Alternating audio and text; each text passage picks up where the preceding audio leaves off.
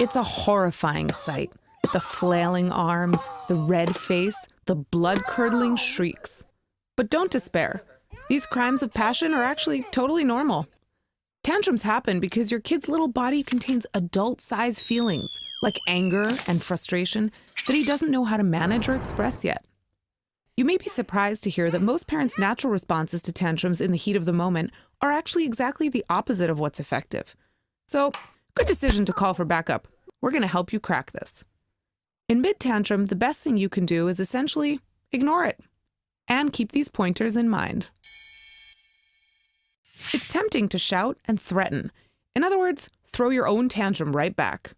But your freakout only increases the perp's feelings of insecurity and frustration, which is the underlying cause of the tantrum to begin with. This is a battle of wills. When you give in after a prolonged howling session, your toddler learns that throwing a tantrum will get him the result he wants. Once you stake a position, hold tight even in the face of tiny flailing fists. In mid-tantrum, when we most want them to listen and be reasonable, toddlers' brains go on lockdown. They're completely incapable of rational thought. Save the lesson for when they're calm, because nothing you're saying in mid-tantrum is getting through.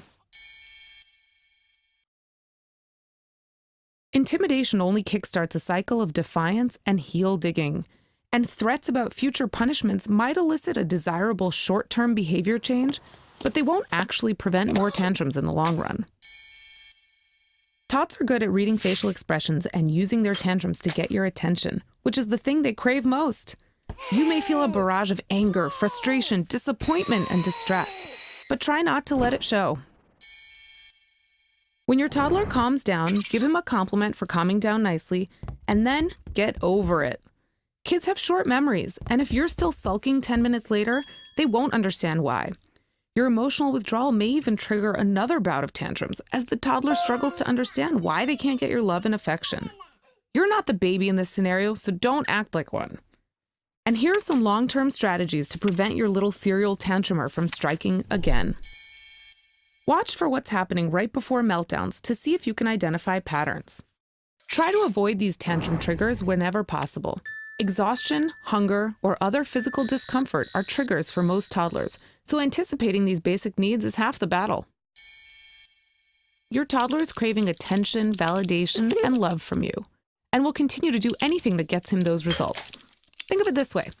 To a toddler, even negative attention like yelling still counts as attention.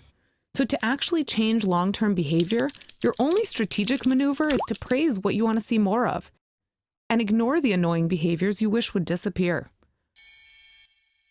Words like good and naughty are pretty subjective, and toddlers don't have the ability to connect vague concepts of good and bad to their specific actions.